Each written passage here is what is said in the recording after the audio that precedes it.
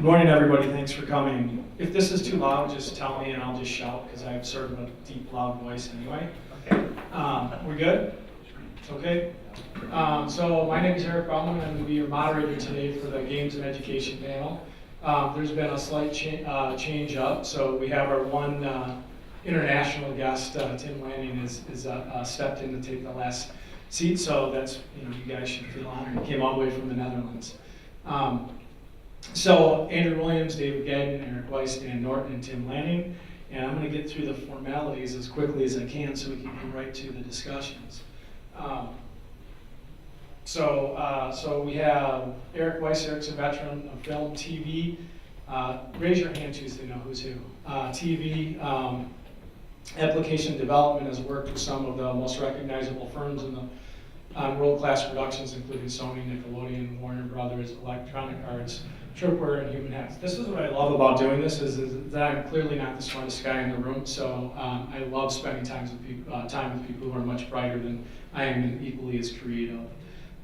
So he's the founder, department chair, and lead instructor for Madison Media Institute's Game and Art Animation Program and Mobile Application Development Program. He's currently the CEO of vHornet. If I get anything wrong, just throw something at me. And is developing VR and AR educational products, games, and mobile applications. And vHornet's developed the Biosphere VR and Biosphere AR educational applications with Nova University School in Boca Raton, Florida. I've been to Boca Raton, Florida. I have friends that live there. So raise your hand again so everybody knows who's who. Then Dan Norton. So Dan's one of the founding partners and CEO at Filament Games. He specializes in crafting educational game design documents and storyboards that originate from learning objectives. Dan sees Filament as an opportunity to merge his lifelong love of games with his incessant quest to learn about new and interesting things. Aside from games and game design, he enjoys bicycling, playing guitar, poorly, I might add, and the occasional Zen time he spends with stupid chickens, which he'll talk about later. So I want to say I went to, I met Dan when I was in graduate school. I still think he's one of the brightest guys that I went to school with. One of. But that would be a tie with this other guy I went to graduate school with, David Gagnon. I didn't hear back from David, so this is whatever bio I found online, so it may or may not be. Okay, so he's Dave Gagnon is a Discovery Fellow and Program Director for Field Day Labs at the University of Wisconsin at the Institute for Discovery. He directs a team of educational researchers, software engineers, artists, storytellers, and explores the intersections of learning science, media design, specializing in mobile media, video games, and simulation. He's also the director of the ERAS project, a free and open source tool that allows anyone to produce mobile game stories and tours. He was also one of the active members of Games Learning Society. We haven't died, we're just all floating around. So if you heard about GLS, there's a whole bunch of GLS alums wandering around this conference. Andrew Williams, so Dr. Williams is an associate professor of art and design history, as well as the program director for the Bachelor of Fine Arts in Game Design and Development at University of Wisconsin-Stout. So he's the author of History of Digital Games, Developments in Art Design and the Intersection. And he served as the design consultant for the Minnesota History Center's augmented reality educational games that accompany the Minnesota's Greatest Generation exhibit. So that actually sounds pretty cool, so now I have to go there and look at it. And then so Tim Lanning, I have no prepared statement for Tim Lanning, but Tim Lanning is from the Netherlands. He's the head of the studio called Grendel Games. He is a very generous person. I want to thank him for coming all the way from across the pond yesterday.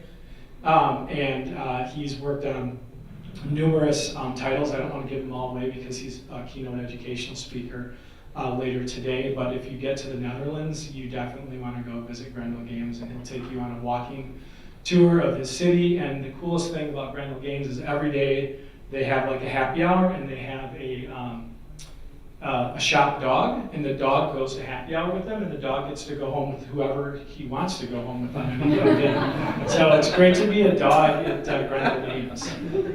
With that, I'm going to go right to the questions. So I prepared some questions, and I prepared more questions than there are panelists, so they're free to choose a question and answer it. Dan Norton said, please don't ask us all the exact same question because I'll be really bored.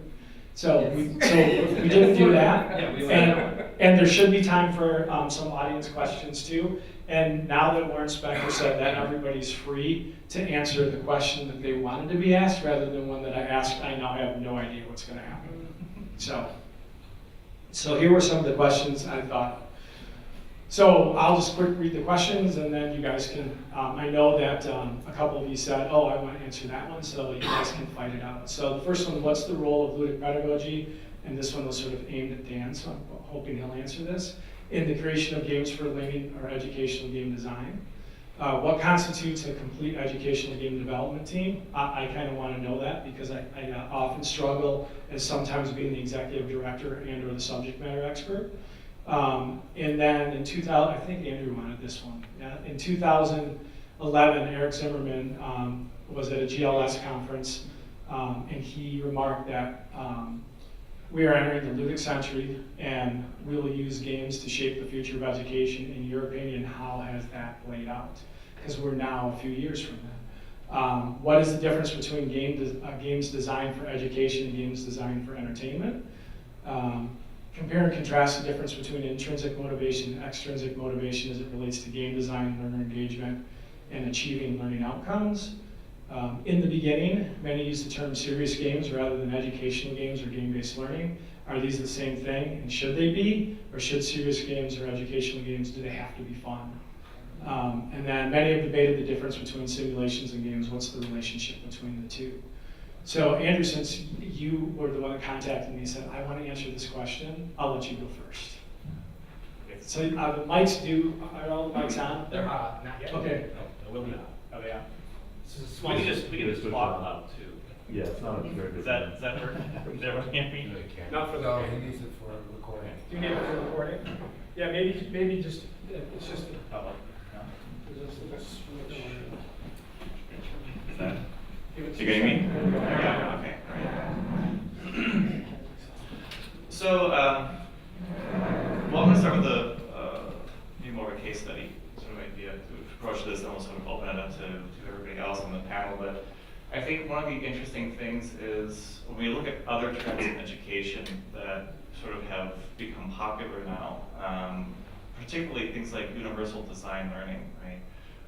Where you offer the learner the ability to go through multiple paths of evaluation or multiple ways of learning a particular subject. Often it's just as rigorous, but there's an element of choice in there.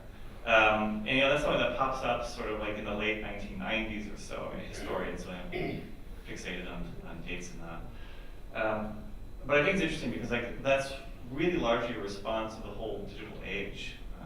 This idea of you can do things, you have choice, you have agency, and it's sort of like almost like a bigger question, I feel, or a bigger sort of trend of this user-driven responses, user-driven content, and then seeing that play out in universal design learning, but then also seeing that pop into elements within educational games, and really there's a lot of things that are also very similar that have been following through with all these areas, looking at really sort of, it's a similar question that's been asked over and over and over. How do we make learning more engaging? How do we make learning more responsive? How do we make learning more impactful? And I think we can look at games particularly as one of the more recent sort of tools to solve that problem. So I'll sort of start that out and then sort of see what everyone else has to say. I wanted to answer this question as well. So it was interesting for our company. We got approached by a K-12 university in Florida to help them develop a VR application for some of their curriculum. And it was neat because we already had the experience of creating the VR and AR products. And I had some past educational experience as well through the university here. And anyways, as we started creating the curriculum, we really wanted to turn it into something fun for the kids going through the program. And we created a few modules. In each module, we introduced game elements instead of them just doing rote learning or just memorization of the topics. And it was things in environmental sciences like photosynthesis, cellular biology, and the food web, food chain, that type of stuff. We created these little mini games for each of the different modules in there. And as we were rolling it out to the first students in the class, they helped us gamify it as well. So this was about a year and a half ago. It was right when Pokemon Go was really popular. And we introduced like a Pokemon Go type of walking experiment. So they go around in this VR environment, but they'd be able to capture things in the environment using like throwing Pokemon Go balls in the environment, and then bring them back to do the lab experiments with them. And then each component had these little games that were really cool and really had a lot of adoption. The kids really loved it and were able to really remember the things that they did in the experiments. So, I think we're sort of poking around on like choice and agency. And actually, you know, Warren Spector just gave a very nice talk and poked a lot at sort of the sense of how to represent choice in games, and he's obviously a demigod of choice in games. And I think one of the things that's interesting about choice in games, and something I tried to sort of nudge at with my own question to him, is that players, yes, inhabit identities and can get a sense of engagement, but they're also still them, right? When you play a game, you are a character that you've been granted, but you're also still you, and you have a relationship between yourself and the character you're inhabiting, and then both of you also have a relationship to the game you're playing. So it's actually a very complicated identity space. And I think we can approach identity in a very straightforward way and say we are asking you to adopt and step into those shoes. But I think if you really want to think about engagement, you got to acknowledge that there's at least 2 pairs of shoes going on at any given time. And the game needs to have an open, an honest discussion with the player about what choice means and what can they really do. If you just give someone a badge, you just pass off, pawn off some stickers or a score, and tell them that's what they're supposed to be doing, you have not triggered any sense of like intrinsic agency. You've just issued a weak bribe. It's good advice. Right? Yeah, exactly. Okay, here's your piece of corn. Good job. So I really think that, it's just an interesting thing about educational games is we actually start with a disadvantage, right? Because we are giving someone a game who did not ask for it. They're in a classroom often. They may not want to learn about that subject. Maybe they didn't get any sleep last night. Whatever it is, their game is placed in front of them by force. So as a field, it's like 1 point of advantage, like, aha! They're gonna play it no matter what. But it's 9 points of disadvantage because we are already behind on a player's own identity as a person in terms of their intrinsic motivation to play a game, right? So it's tricky. It's really tricky to try and figure out how to harness it. And you mentioned UDL, which I think is a great way to talk about intrinsic engagement. So UDL is like Universal Design for Learning, which I remember a lot of people in here know all about it, but the idea is, can you make accessibility features that not only make the game more usable and accessible to more people, but sort of raise the experience for everyone. Like the classic example in the broader field of UDL is, if you lower a curb so someone with a wheelchair can get to the grocery store, that also helps the mailman bring up their carts, or it also helps someone who's going to roll their cart out, right? So one feature accommodates many, many users. And those things in games are things like voiceover, right? So on one hand, voiceover gives a real voice to a character and enhances your experience, but also helps the person with a reading disability, or it also helps the person who's ESL. So if you can just stud your game with as many open sort of ways to let people feel like it's a safe place to play, they can experiment, like you can kind of overcome that like intrinsic cripple right out of the gate. And I talked about, sorry. Sorry. You also seemed like you were channeling your inner Jim G when you started talking about multiple. Oh wow, that's a weird thing to have.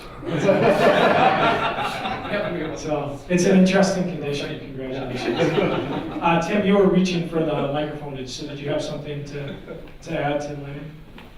No, well, in part, when I remember, so there's this game that we made a couple of years ago that I'm gonna talk about a little more during the keynote thing. It's a game called Underground, and it teaches the basic skills for laparoscopy, laparoscopic surgery. And we decided, we talked to a lot of residents, a lot of surgeons in training, and basically we found out that none of them were using all the very expensive simulators. And there was like a bunch of academic reports that if you actually did use them, and you use them at least on a bi-weekly basis, your skills would go up as a laparoscopic surgeon, which is obviously mandatory. But none of the kids would ever go back to the skills lab because reasons. we started talking to all these residents from a lot of different hospitals, and we found out there were a lot of different reasons. One was most of the simulators broke down a lot. They were very expensive. Plus, because they were expensive, they were located in a skills lab, which meant that the residents would need to go back there after having studied all day long to play on these things. And at the same time, they were at home. They were playing on their Xboxes and PlayStations, and so arguably they were having a lot of fun playing games, but you just wouldn't go in there to train on these simulators. So we thought of a completely different approach. We ditched the entire simulator thing, and we designed a video game that runs on a Nintendo Wii U, had boss fights, an orchestral soundtrack, and was, in terms of gameplay, it was basically a combination between Pikmin, The Incredible Machine, and Lemmings.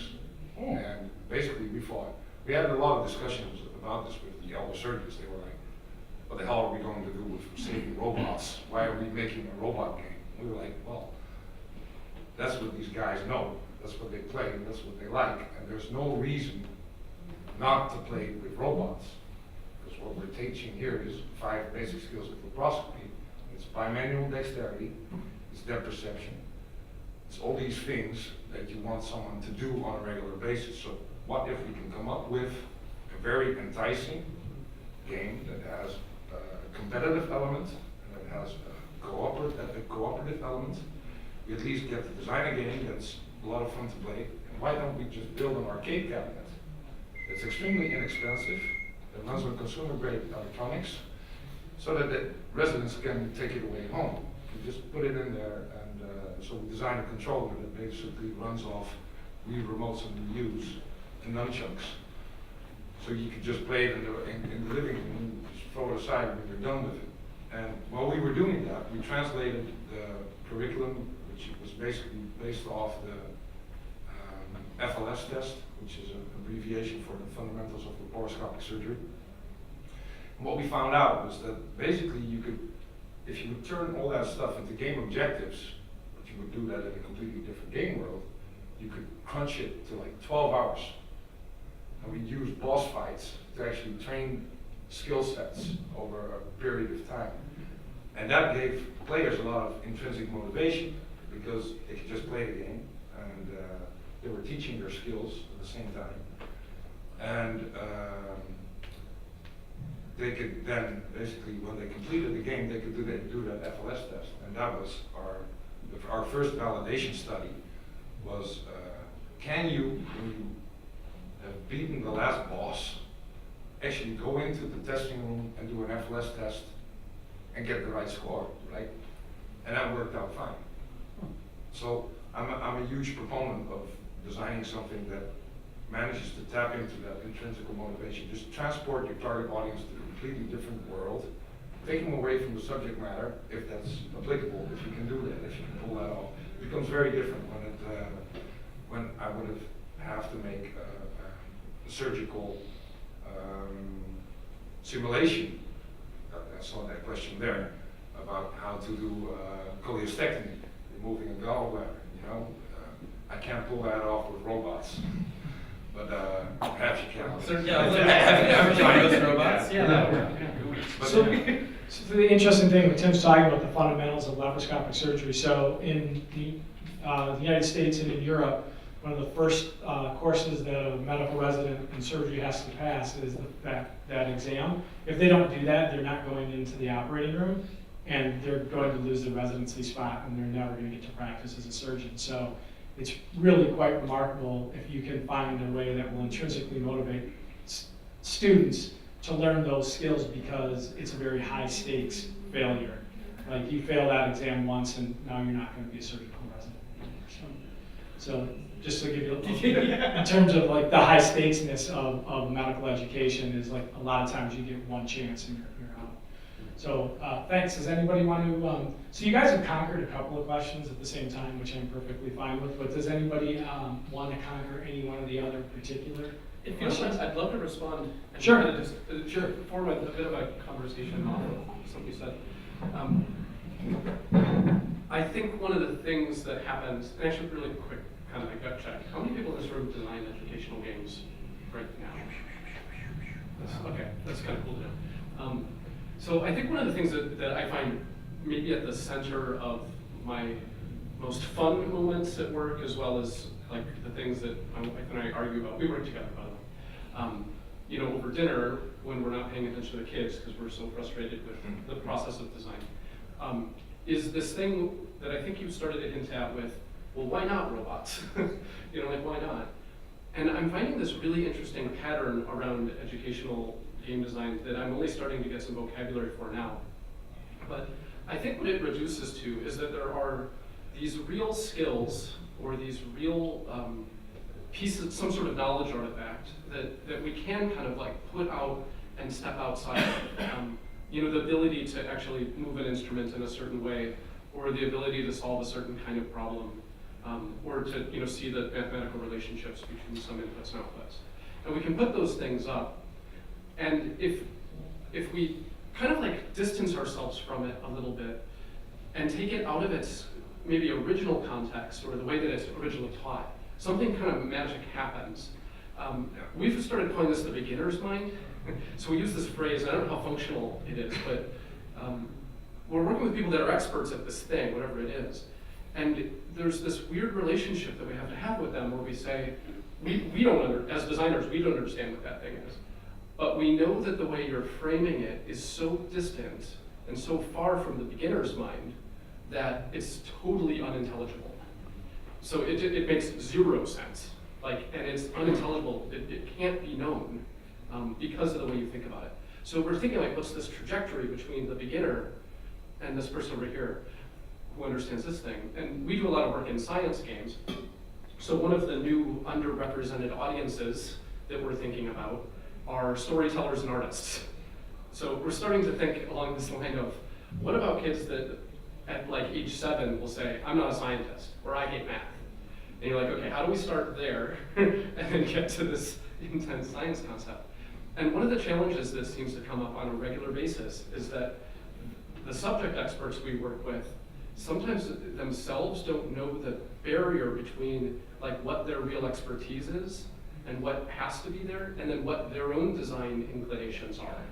So for example, no robots, that's a design choice, not a subject expert. Yeah, Right? right. It's outside of it. So we end up in these conversations that I'm figuring out how to do, where you say, oh, you're an expert in particle physics. That's great, I won't mess with particle physics. But whether or not this plot structure should work this way or that, or whether the character should be, you know, some sort of abstract non-human form, or whether they should be a robot, that's a design choice. Now, how can we like put our expertise together to build something that takes a beginner, you know, to that place? So that question is one I'm like increasingly curious about, how to navigate the kinds of expertise that have to exist in a genuinely creative team. But that actually comes pretty close to what constitutes a complete educational game development team. So I think for every project that we do, we as a company at least see ourselves as a kind of adapter. So you just plug us on a problem, and you plug in as many people that you can get that have that particular perspective on a certain problem.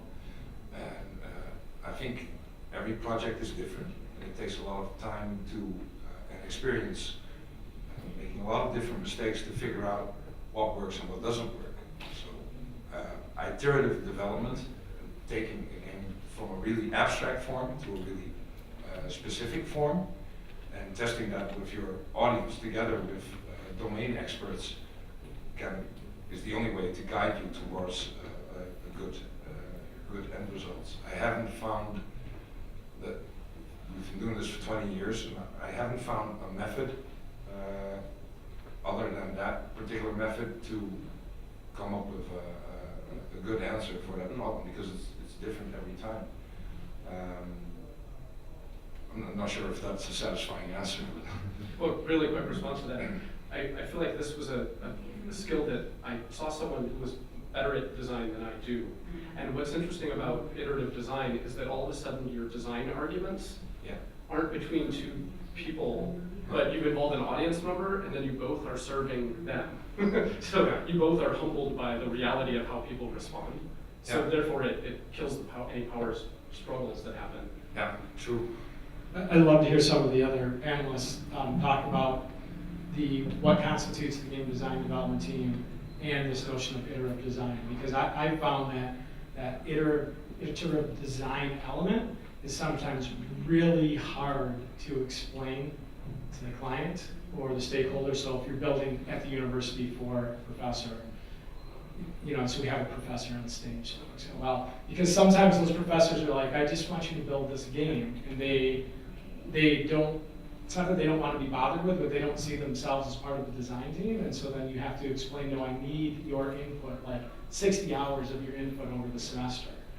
So, so a lot of you came from academics, so I'd love to hear that, okay, the game design team, the role of iterative design, and how you convince the end user stakeholder that they have to be part of that. Well, I think, so my company is actually very similar to yours. We also take on weird problems nonstop. And then usually our team has this missing puzzle piece that is subject matter expertise, and occasionally pedagogy expertise, right? So usually our client comes to us with a thing they want someone to know, or be a thing they want their user to be impacted with.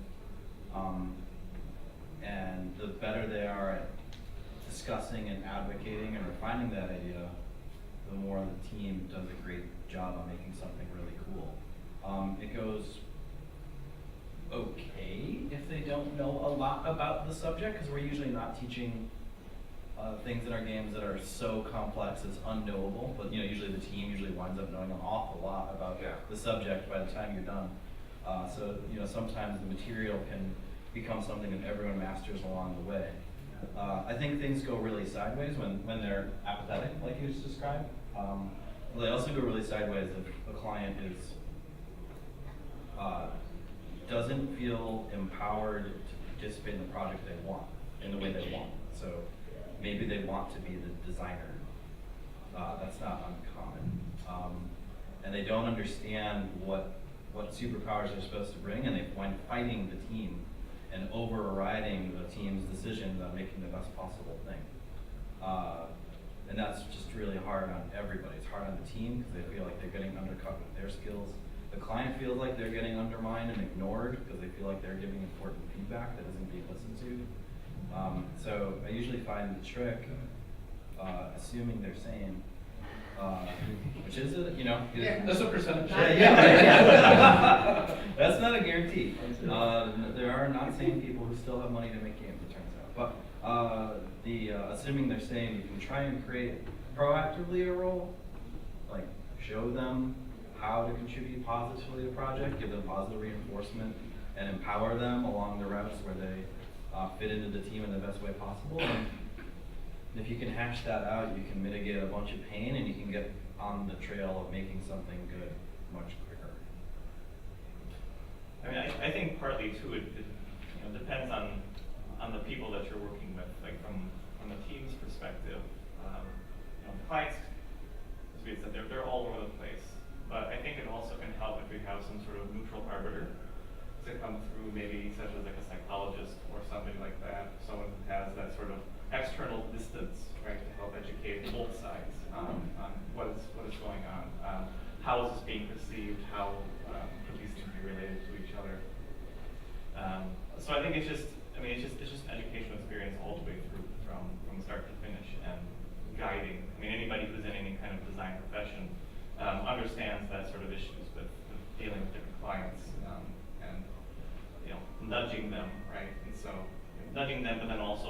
being very sensitive because again, that's where your product is ultimately coming from. I would just add that it was really helpful for us to get the students themselves involved. So we would iterate on, I don't know, it was about every 2 weeks or so, we would do a new iteration, and the students would give their feedback, and we were able to incorporate a lot of their ideas.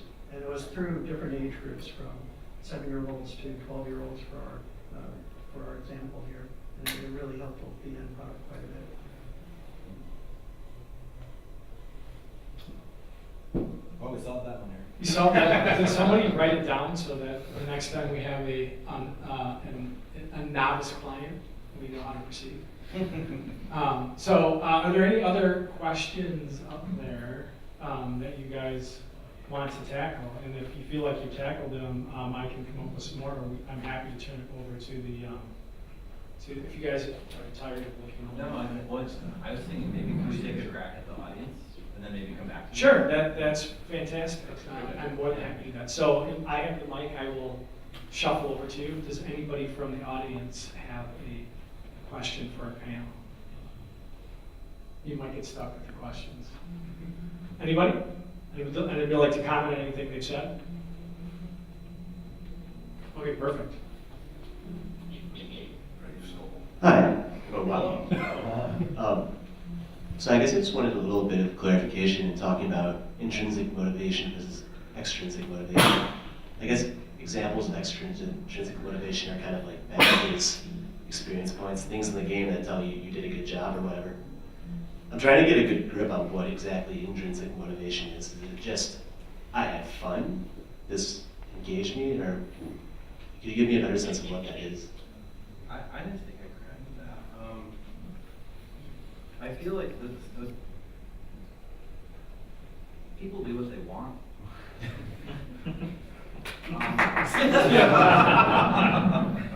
Right? People do what they want.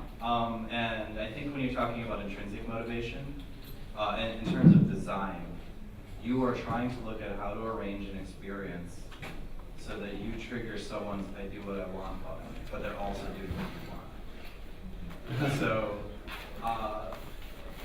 one person's extrinsic motivation, one person's badge is maybe someone else's intrinsic purest goal ever, it's the most inspiring thing. So it's not like there's some universal rule, but you're really trying to look at how do you create an experience that has a variety of different types of appeals to identity, empowerment, feedback, and just going across the board and looking for ways to hook someone into feeling like this is a space I could succeed in. This is the thing I'm interested in doing. I would like to give this a try. I think sometimes it's interesting to think about games that are boring. Like, let's go with World of Warcraft. I don't want to tell you how many hours I've played World of Warcraft, but I think anyone who's played World of Warcraft knows that you can be sitting there playing there hour 6, and you can be complaining about how bored you are while you're playing it.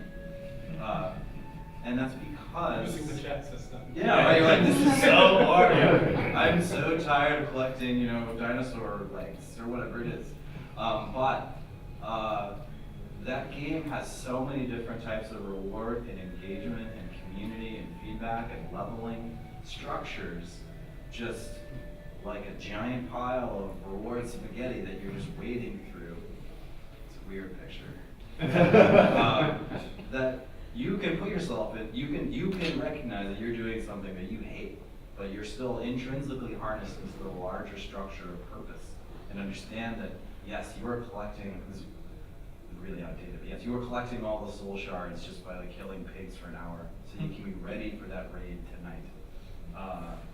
There's enough reward and motivation structures that trigger the intrinsic, that will actually drag you through some pretty extrinsic stuff.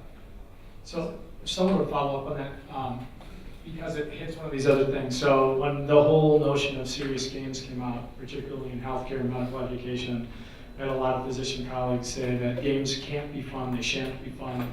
This is serious business, we're saving lives. If you make it fun, it's irrelevant and has no place in medical education. So we're beyond that, but what you just talked a little bit about, Dan, I'd love to hear some other people's opinion. We ask people in education to do things that aren't fun all the time, We require, particularly in professions that require licenses, like architecture, medicine, nursing, we ask them to do things that they don't want to do, and they will never do again as soon as they get their license. So somebody would talk to that, should every aspect of an educational game be fun? Does it have to be, and is it detrimental if we make every aspect of the game fun? Because I had a similar episode with Grand Theft Auto, and God mode was like, I am so bored, I am so bored, I am so bored, but I played it all night. And the extrinsic hook was Kurt Squire assigned us to write a paper on some video game, but I don't think he meant that I was supposed to spend my entire summer playing that. So somebody would quick to respond to the fun part, and then I know Tim has a follow-up, but so. I mean, I think anytime that you use game in anything, there's the automatic assumption that it should be fun. I mean, there's plenty of games that are well, kind of like traumatic. Well, Papers, Please. I mean, think about something like that. I mean, it's a dystopian document simulator as it's built, right? But in the end, like, there's this sort of like, it's not necessarily the intention of it, but it's sort of teaching you this sense of like empathy, right, a little bit to the people that you're trying to pass through, and whether or not you're going to pass through, or whether you're going to be the hard, callous sort of paper pusher or whatnot. So I think there's examples out there of non-educational games that aren't fun, sort of, not quite on purpose, right? But it's like it's part of the whole. What is the end goal, right? And how are you going to achieve it? I mean, it's one of those sort of classic design concepts. Has anyone on this? Has anyone read Koster, or are you familiar with The Theory of Fun, the book? Yeah. Okay. So I think it's an interesting. Fun is like one of those mysteries, right? So I feel like intimidated by the question, but it's one interesting poke at the word fun and its meaning and such. I think is to say, fun is certainly related to the idea of interest. Yeah. So Papers, Please isn't fun, but it's interesting, right? It's really interesting. It's like profoundly interesting, right? And that is one angle of it. And what's fun for me as someone who thinks about ideas, so what's fun for me is to then make a link from, once we have interest, there's this theory called situated interest that then puts you in the role of a designer. And this theory is really, well, again, interesting to me. Because what it does is creates a trajectory from someone who's on the outside to someone that's deeply involved in a practice. And what they talk about in that work is the idea that you can have an interest trigger. So it's like this first thing that kind of like lights you up a little bit. And then the role of the designer in that second phase is to sustain interest. And this is, I think, what World of Warcraft does so well. Sure, yeah. So we're saying, like, we have to sustain interest. What do we got? Like, what tools do we have as designers? Like, what are all the things that we can do to pull people in? So I find that theory really functional because the end of that ends up being adoption into a community of practice. So you're actually doing a thing that certain people do. Papers, Please, I guess you would probably get involved in government. That would be like one trajectory. But at the end, you're landing with something that's kind of real world. And I find that at least for our work, we're never in a place where we're trying to create some sort of fun or interest loop that always turns back to the game, where World of Warcraft is. Yeah. We're always trying to spin someone up so that they like whip out of our game and out into the world, just full of curiosity, right? Mm-hmm. So interest is one gateway, I think, into this fun thing where the work will come, but it won't sustain, I don't think, without interest. That's very cool. I'd say if you take that example, such as Papers, Please, it's really games moving beyond entertainment. I took the liberty to write some stuff down since English is not my native language. Sorry for that. But it's basically games moving beyond entertainment. The same thing with movies. I mean, there are entertaining Hollywood movies. You go to watch a movie like that to be entertained. I mean, you're not going to learn a lot of different things from watching the new Terminator movie. But if you're going to the cinema to watch a documentary about environmental pollution, it's the same medium, but it's the same technology basically, but it's doing something else. And you're expecting something else when you're walking into that cinema to watch a documentary about pollution. Same thing, I think, with Papers, Please. It's an annoying game. It's a freaking annoying game, but it's like you said. It's something very much about how do you call this? working within a bureaucracy. Yeah. But the choices that you make are mostly ethical. So as the game progresses, you start to feel bad for the decisions that you make, whether or not you're letting someone into that country or not. And that's the purpose of that game, to keep you on edge. And I think that with serious games, with intrinsic and extrinsic motivation, there's something similar happening. If you give someone a serious game and you tell them at the beginning, this is something that you need to play to learn something, they'll be going in with a different mindset than when you're just playing a game and learning things as you were going.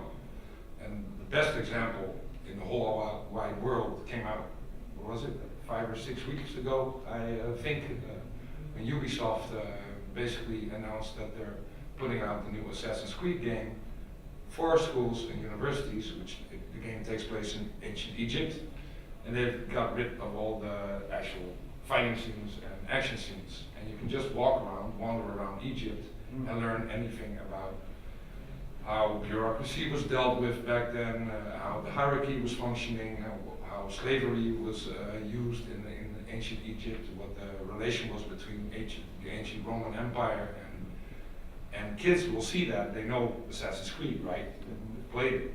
And now they can just wander around in that environment and pick stuff up at the same time, which is a really, really cool function, because that would allow schools to just put it on the school PCs.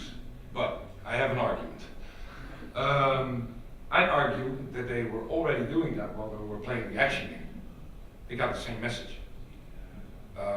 While you were playing Assassin's Creed 3, you learned a lot of different things about the American Constitution. A lot of kids that you can ask questions on.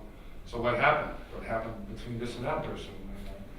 And the same thing goes with the Assassin's Creed game that took place in Italy and in France, the French Revolution. How did that come to pass? What was the role of Robespierre? What was philosophy doing?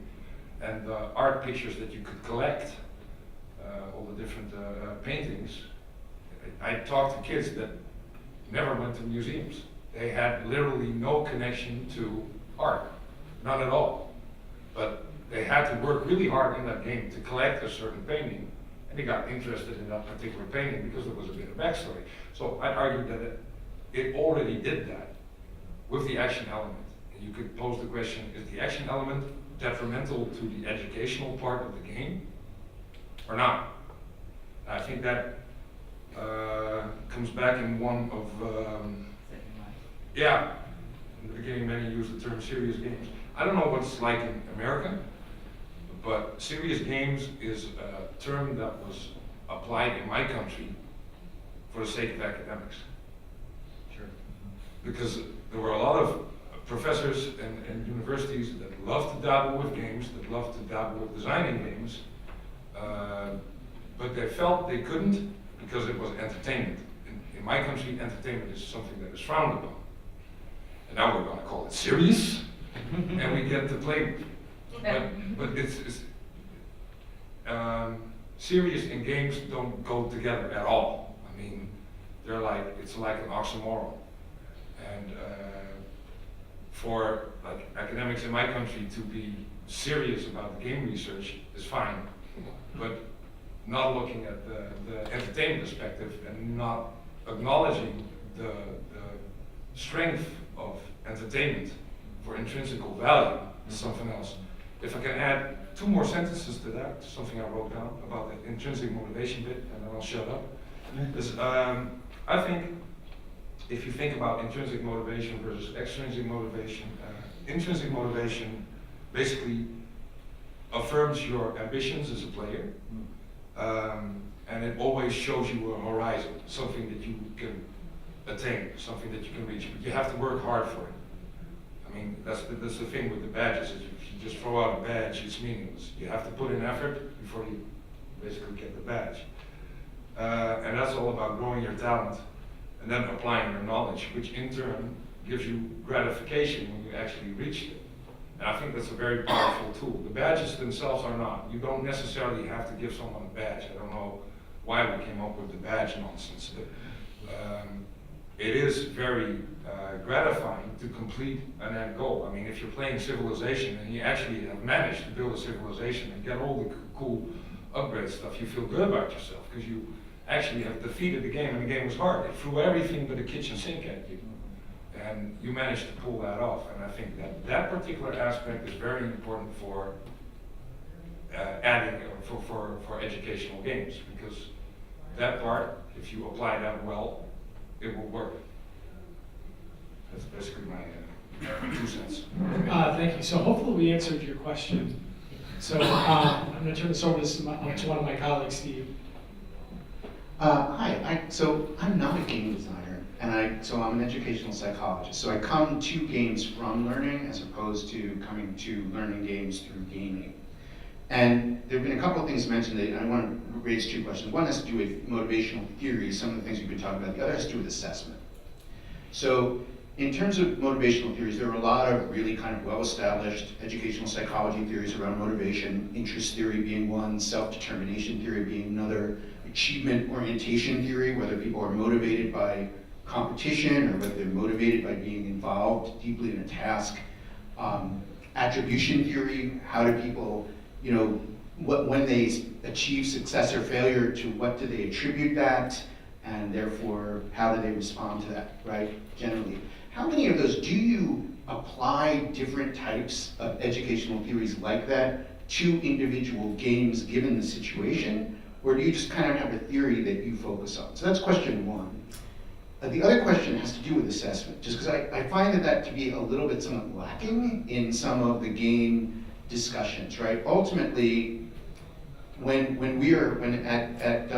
Talent Global Education, when we're building educational games, right, we really do expect them to be tied to a certain extent to an assessment, right? Somebody's going to need to demonstrate that they learned from the game. It doesn't necessarily have to be immediate, it doesn't necessarily have to be within the game, but it does seem to me that there's an enormous opportunity to do higher levels of assessment within games that just has not yet been incorporated. And I'm wondering if you could talk about where that is in your thinking and where you imagine that potentially going. Can I start on this one? I'm writing literally 4 NSF grants in parallel that are due in 2 weeks that all are around assessment. Yeah, what are you doing here? I'm staying up super late reading papers about parts of this. I think you are, well, let me kind of pull 2 things out of that. The first question in there is, how is theory from psychology, just broadly psychology, influencing game design?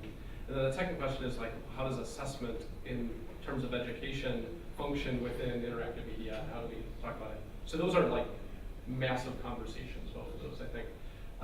Let's talk about that second one, though, or I'll take the second one to start. I think you're dead on that assessment is like the most, it's one of the most ill-developed parts in educational games right now. And I think on our general trajectory where we've landed is that some of the early scholarship was around this idea that we'll watch people play Civilization 3, it's a quote, a Kurt Squire paper, and we'll watch them do it for 20 hours, and then they will say crazy complex things about the way economy, history, religion function.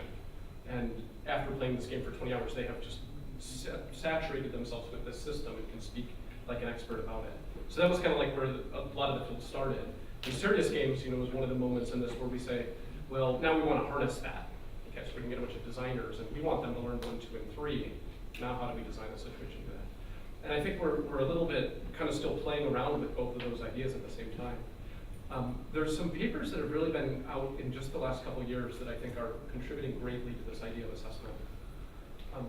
One of them is this notion of evidence-centered design. And if you even start to kind of like, trace things around in the literature, you'll come up to this. But effectively what it does is it says, we've got this powerful medium where every single thing a person does is logged or can be logged, because every single thing that they do has to be digitized for the system to respond and create feedback for it. So it's the equivalent of, like, from qualitative research, like having 1 million cameras on and recording every word and utterance anybody says and every action they do and having it all in a big database. It's just this new era of data that we can capture around the way someone responds inside of a game. So how do we look at each of those little signals And then how do we start looking at the sequences of those signals in relationship to each other to build what they just call like evidence for learning? So the most simple ones, or the ones that I probably employ the most, are we'll just create a challenge that's designed to be an assessment. We'll say like, this thing right here, if you can do it, then there's no way you guessed. There's no way that you like button mashed until you got through that. Like you had to do these things that literally are the skill. And we call that a stealth assessment. And that's coming out like Valerie Shoot down in Florida. So we've got that kind of thing, but then we've got this other thing that we're just starting to get our heads around. And these are these trajectories that take place around sequences of events. And it seems right now that it's been things like Bayes nets and neural nets that are helping us look at player pathways and start to understand like what tracks kind of sit within game space or decision space that lead to success statistically. So if we see a player, land on tile 1, they've got to get to tile 20, and they take, and 1,000 different players only statistically compressed down to 2 or 3 tracks, and these tracks are more likely to be used by experts, then we can start looking at it that way. And this is the area that I think the most work needs to be going in, where it flips the question around a little bit though, and instead of saying, like, how can we assess what someone knows, it ends up actually pretty quickly turning into, who are these players? And what do they do? And what are their strategies? So it ends up being the second thought then to line them up with what good players are, or what expert players look like. Quick anecdote on this. I did a study a number of years ago around a really simple game, and it was a breakthrough moment to realize that one of the ways that people can demonstrate expertise is by totally violating all the game designer's intentions. So we had a game that you basically could fail out in 3 different ways, and stuff would blow up because you failed. And then there was one way to succeed, and usually in those cutscenes it was kind of boring, actually. And when we go through all the game logs and start doing these kinds of statistical analysis I mentioned, we started noticing that we would see certain players that when you look at them from the way we designed the stealth assessments, they looked like they were failing. Like it just didn't look like anything. But when you would follow their pathways, they took expert pathways to each of the fail states. And I mean expert, like 99% of the choices they made led them directly towards fail state number 2, right? And then 99 would lead them towards fail state 3. And they would watch all of our cutscenes of stuff blowing up in different ways, and then beat the level when they were done and move to the next one.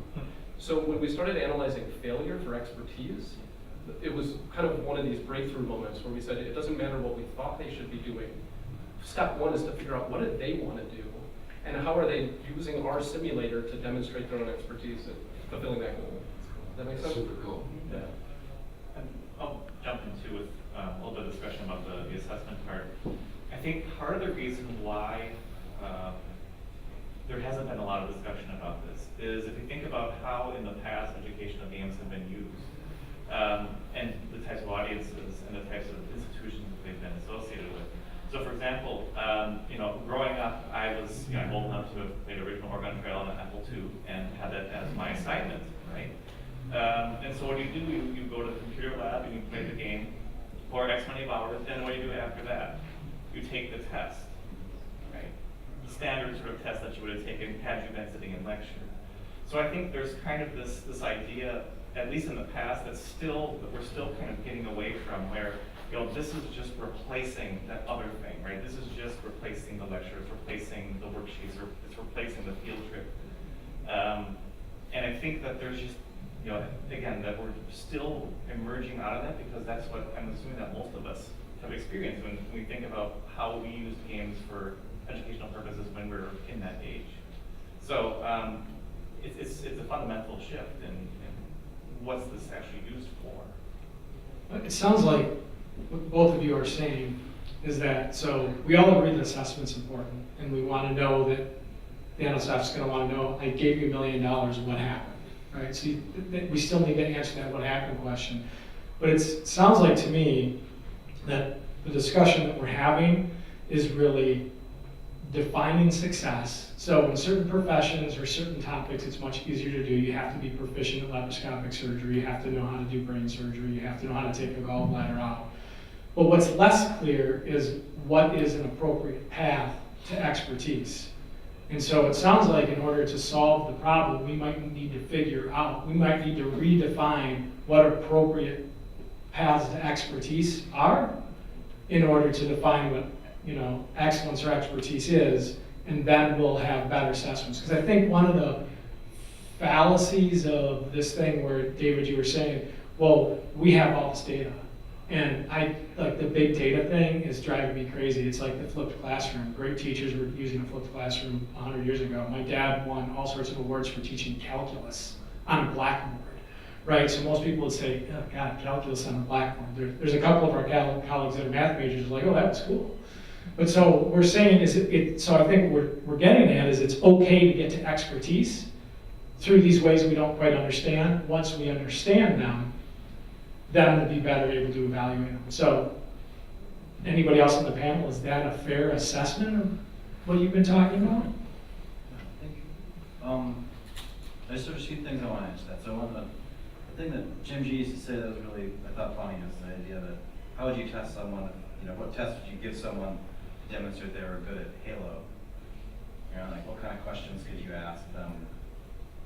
Maybe show them pictures of different monsters and they could tell you what weapon they would prefer to use with that monster.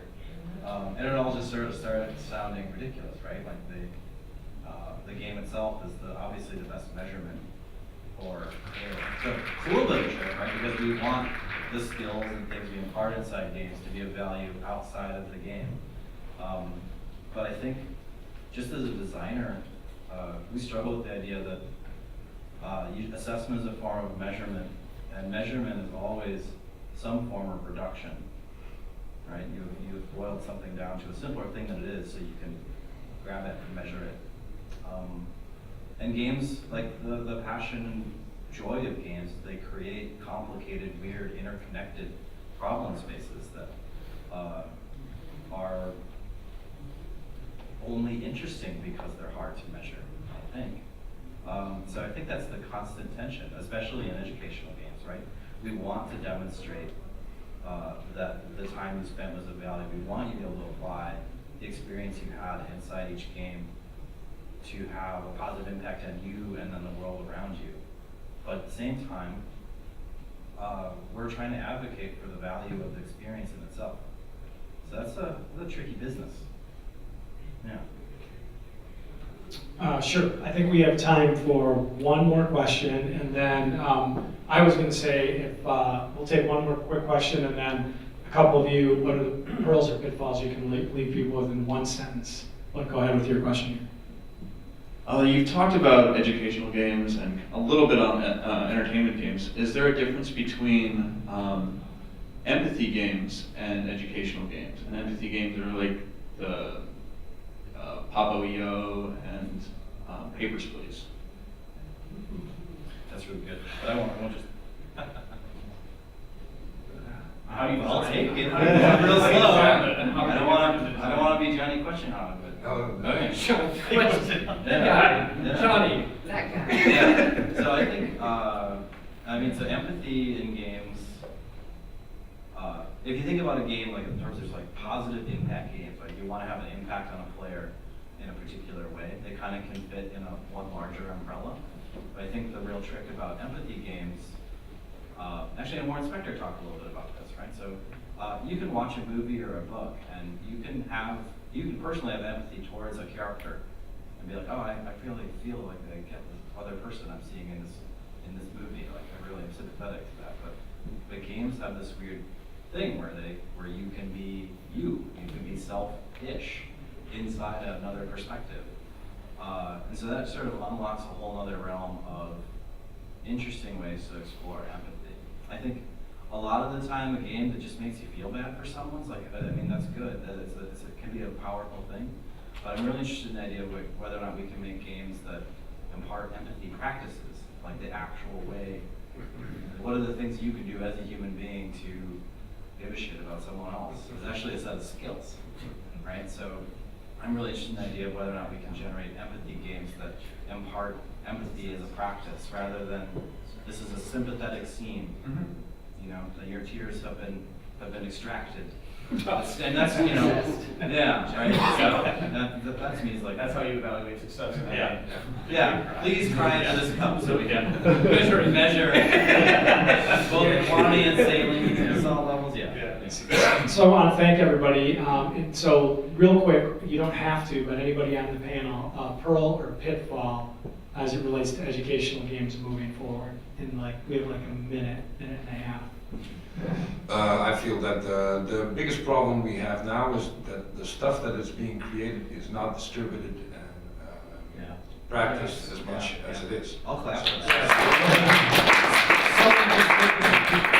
There needs to be, and that's why I was very happy with Ubisoft doing the thing, you know, because everybody was like, oh, whoa, AAA educational game. It was like, yeah, that's really cool, but we have like 20 years of other educational games sitting on the shelf, and nobody's doing jack shit with it. Just go ahead. But so as now slowly people are seeing the potential profits of educational games as well. You know, Amazon's moving into it.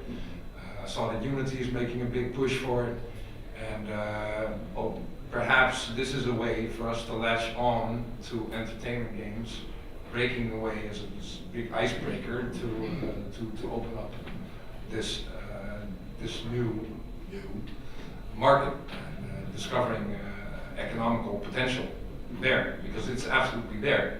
It's just something that we need to untap, and beyond the model of let's just put it on Steam, on the App Store or whatever. Eric, real quickly. Well, you know, for me, I think we're beyond the state where we're wondering whether or not games help. We're wondering whether or not games can provide beneficial assessments for any topic. But we're going into an area where we can use games and game technology to have students learn things that they were never able to do in a classroom, like going into ancient Egypt, for instance. It's a good example.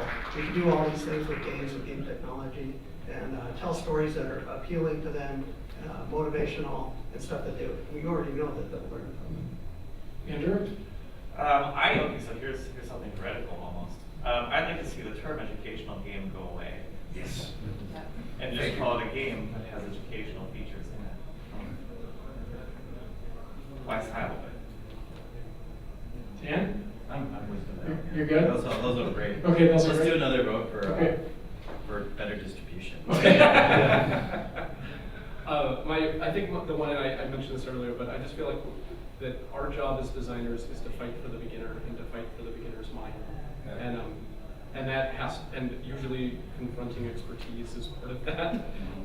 But yeah, just fighting for that kid and for their curiosity and their interest. The worst moment I've ever had as a game designer is a young woman who played a game that I made, and she said, "This makes me feel stupid." And that was like, fuck that, I will never do that again. You know, I just won't ever do that again. Well, that's the conclusion of our panel. Thank everybody for coming. It was standing room only, so I'll chalk that's on defining success for this panel. Most of these guys are going to be around all day, so I encourage you to find them and ask the follow-up questions.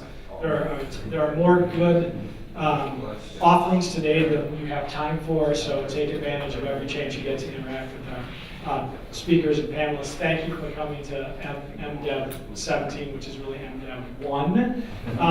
Some of us are on the planning committee, so I'm one of them, so if you have ideas for the education track next year, please track me down. I'd love to have your input. So thank you panelists. Have a great day.